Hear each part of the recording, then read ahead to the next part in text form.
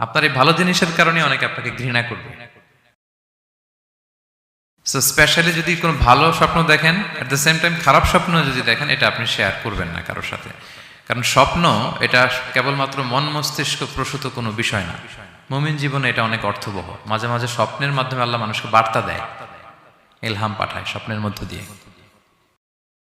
এজন্য বিজ্ঞ প্রাজ্ঞ শুভাকাঙ্ক্ষী কাউকে শেয়ার করা যায়।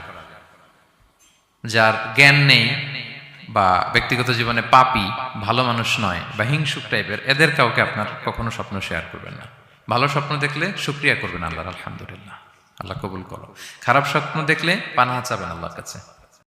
সুনানে তিরমিজিতে একটা বাব আছে, একটা চ্যাপ্টার, বাব লা তাকুসুর রুইয়া ইল্লা আলা আলিম আও নাসিহ। ভালো আলেম অথবা শুভাকাঙ্ক্ষী ছাড়া স্বপ্ন কাউকে বলতে যেও না, এই অনুচ্ছেদের নাম।